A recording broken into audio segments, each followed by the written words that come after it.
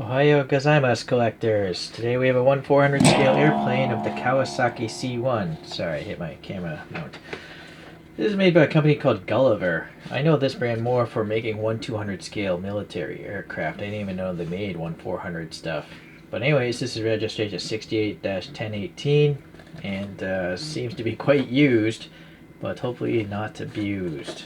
Okay, standard box, cardboard box, blister pack packaging. Seems very difficult to open. Pretty thick cardboard on this one. Really small. Oh, no. I'm debating if that's plastic or metal right now. Seems very light, but it is a small model, so we shall see. So the Kawasaki C-1 is a short-range transport aircraft for the Japanese military, the Japan Air Self-Defense Force, JASDF. And it was developed, I believe, in 1966 because they wanted to replace the Curtiss C-46 Commandos that were left over from World War II. 31 of these planes were made, and it seems that it's already going to be phased out by the C-2 made by Kawasaki as well. So this plane is actually non-existent right now. It's only in photographs now, in people's memories, as this will attest.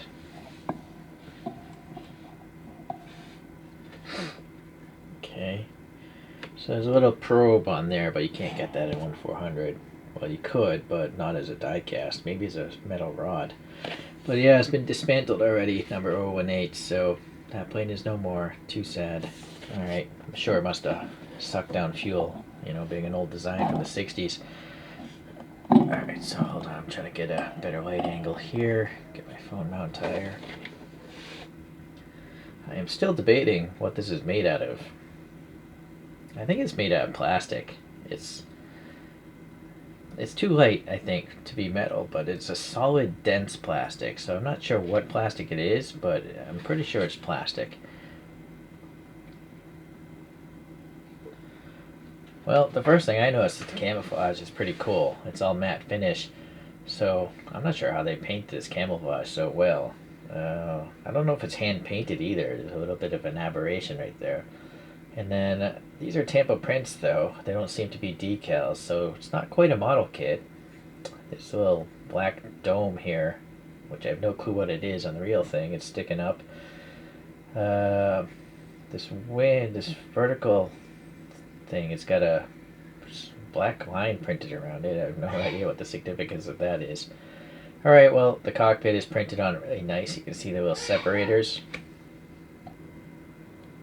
The panel gaps, they're okay. They're not the best I've seen in 1/400 scale, or even other plastic objects.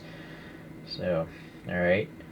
Alright, so obviously it has the 018 there, and it's got some fine printing there. I'm not sure if I can even focus on something like that. Let's see. I thought it was text, but maybe it's not. Maybe it's Japanese text. Just looks like a bunch of squares to me. And then you can see these little black window openings. They're not openings, but you know, they're supposed to be windows. Alright, the nose cone is painted nicely. The little landing gear. I think they're separate pieces. This one's actually rolling. Alright. Well, might as well go to the bottom. So it's all this like light tan color.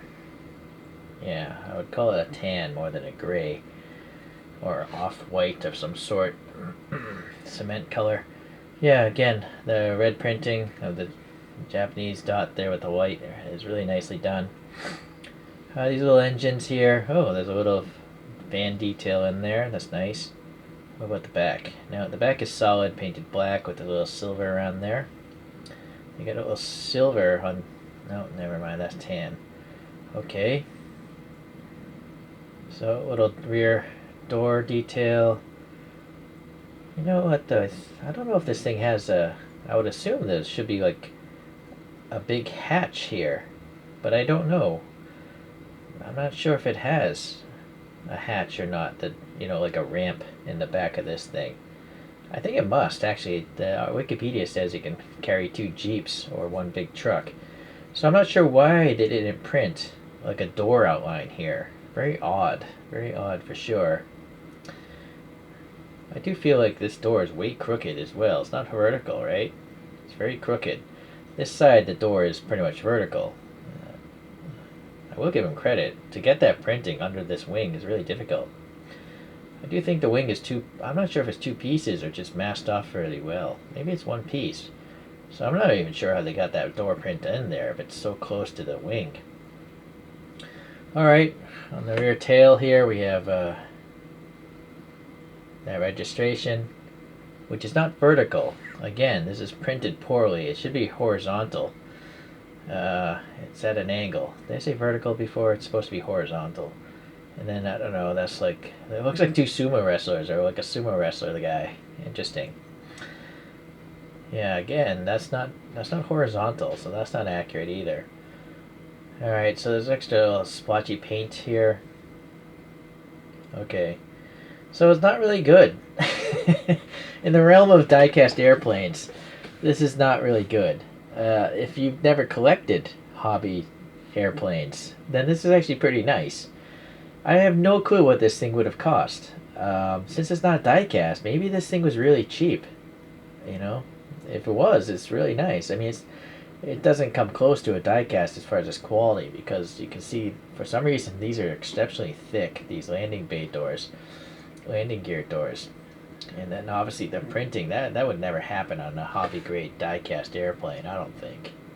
But anyways, I'm still happy to have it. It's small, it's a unique airplane that, you know, is part of airline history now, no longer in the present. So let's look at a few other cargo planes that actually are made of die-cast metal. I actually prefer plastic, but not this quality, unfortunately. So the C-130 Hercules is a C-130G. This is the Blue Angels livery, and it's made by a company called Gemini Jets. And, you know, obviously it's a prop plane. Yeah, these actually spin. So, Gemini, everything's horizontal. The printing is simply better. But here's a problem I'm noticing. It looks like there's some paint rash or something. So, that is not good. Yeah, I haven't really looked at my airplanes. This could be 20 years old, though, for all I know. So, that's something to keep in mind. Alright, well, anyways, you can see that C-130 is a much bigger plane, even though it's a propeller plane. But it does have 4 engines. Going up in size, we have the Airbus Grizzly. Oh, boy, look at this. Some sort of seepage. Oh, this is called zinc rot. So, zinc rot is when the actual die cast it rots away, and it looks like it is. It's like outgassing. Oh, this is really disturbing if this is going to happen to my whole collection. The better brands are actually making their models out of aluminum, not die cast. So I keep saying this in my 1/64 car scale videos. Die-cast metal is a horrible material, and now you're seeing why. When I bought this thing, it was immaculate. And for some reason, there's some weird chemicals leaching out of this thing. It's very strange. Yeah, that is not good. I did not do any of this. So I think that's zinc rot. Wow, Gemini, not good. Not good for you guys. That is not good at all. Well, sadly, yeah, the zinc rot is horrible. But prior to that zinc rot, was a really cool looking model. I think I may have even reviewed this on this channel. So to see the date of that channel, watch that video, and this is what happened in that time frame. I didn't store it in a box, it's just in a display case with all my other airplanes. Whew, that's too bad. So now you can see how much bigger that is, though. Here's an old classic one, the Airbus A377 SGT, known as the Guppy. I believe it's called the Guppy. I don't know who made this, though. There's no branding, just a peg hole.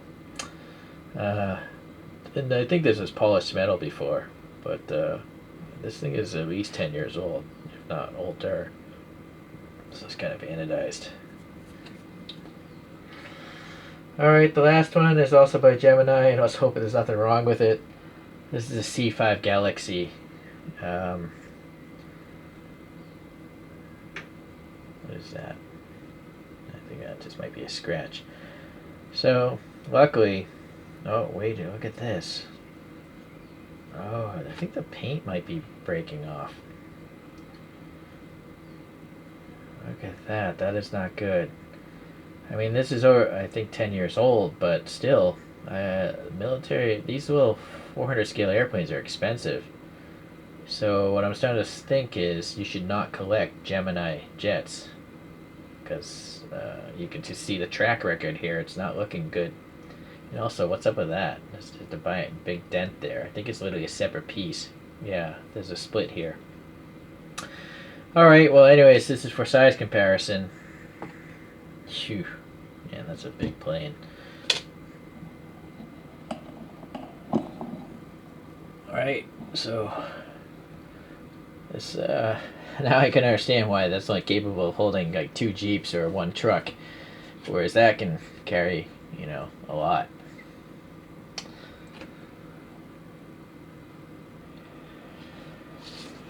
So, well, you know, this model we're talking about today, it's okay. I still like it.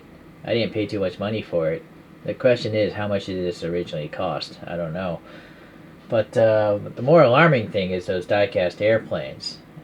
Zinc is a horrible material, and so this doesn't apply just to die-cast airplanes and Gemini jets. This applies pretty much to everything, you know, made of die-cast metal. It's just a hodgepodge of random garbage metal, you know, and it's cheap. That's why toy companies use it. Whereas this plastic model, even though it might not look super fantastic, it's never going to rot.